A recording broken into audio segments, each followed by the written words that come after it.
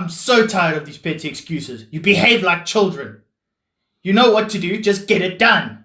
I'm not interested in your problems.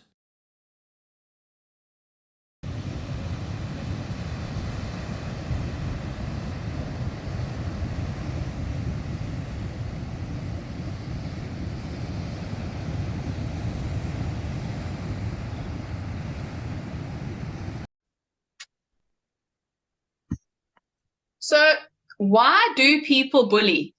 And what bullies don't want to admit is that people bully because of an inadequacy, because there is something missing, something that they are trying to compensate for, and they feel that by bullying and being aggressive and trying to intimidate and overpower others, that then compensates for that inadequacy, for whatever is lacking in their lives. Do you agree with that? How do you feel about that? Definitely, definitely. So, you know, when a person bullies and they feel a sense of power, it's a false sense of power, because that sense of power comes from intimidating others, oppressing others, hurting others.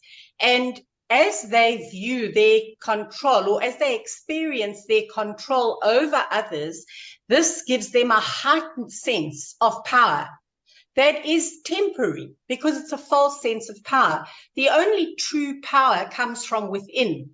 So by intimidating others and for a period of time experiencing that amazing control that they have over others, because others respond in a fearful manner, they feel great.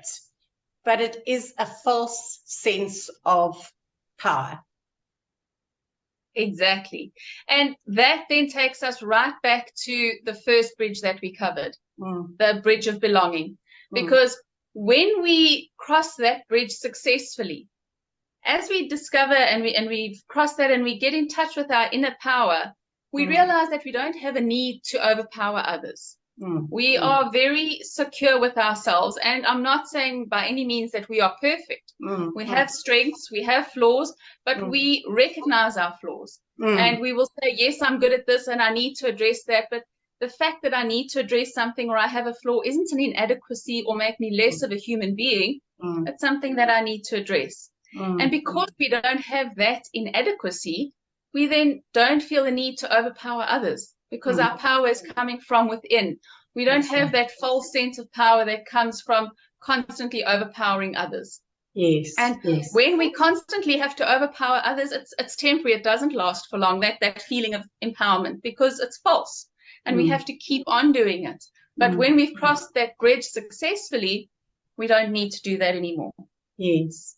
I think the important thing here is to realize as individuals that we are so often intimidated by people who are overly aggressive or threatening. You know, we feel fearful often in the company of bullies. And we don't stop to realize that the fact that these people are needing to overpower us is because of their sense of inadequacy. And when we start to come to terms with that, it changes our perspective, because our fear, the way we behave in their presence, by allowing people like that to intimidate us, what we are actually doing is fueling that need for power, that we are giving them the power they need to continue with their behavior. At the same time, I'm sure, Corey, you'll agree, you know, entering into a sort of challenge with them and say, or entering into a power struggle with them is also not the solution. No, it just escalates, because then it becomes a case of, I'm powerful, no, I'm more powerful, now I'm more powerful, now and it's just who's more powerful. And we actually lose sight of firstly the issue at hand, and it just where does it end? It becomes this never-ending struggle of who is more powerful. That becomes the focus rather than the original issue at hand. If you think of sort of the traditional stereotype of parent with a rebellious child, where they have an altercation or a disagreement over some issue, and they get so involved in the who's in charge and who's got the rights to tell who what to do, and they actually lose track of what the original argument was about. They're so busy establishing, I am in control, I am powerful, that we lose sight of the issue completely.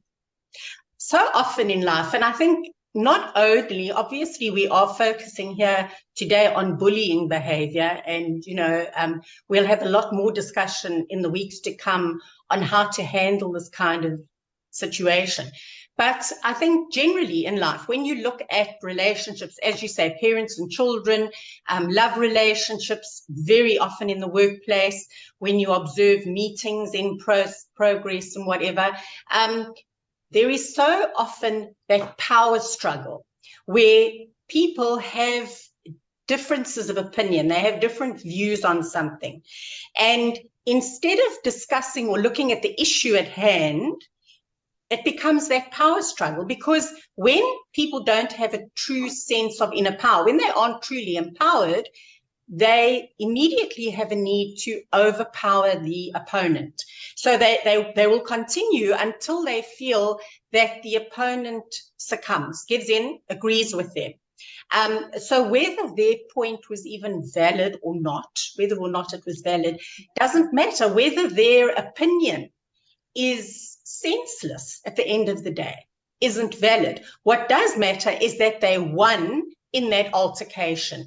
And so if you have two people that aren't behaving in an empowered fashion, you have this power struggle where the focus is, how do I put you down? And obviously the one that is more resilient, who can sort of hold up the longest and be maybe the most insulting or whatever the case may be, wins.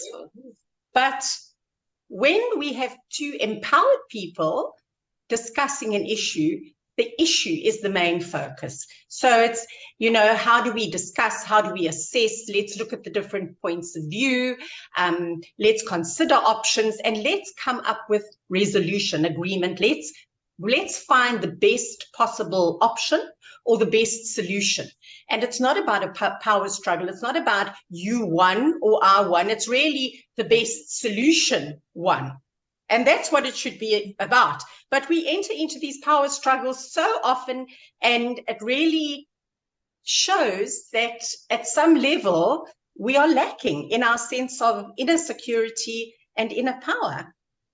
That's it. Absolutely. It definitely does. And so that brings us to our third bridge, the bridge of interaction, which we are going to be delving into. And I must say, I'm looking very forward to doing it with you, to discussing it in more detail. So watch this space. Definitely.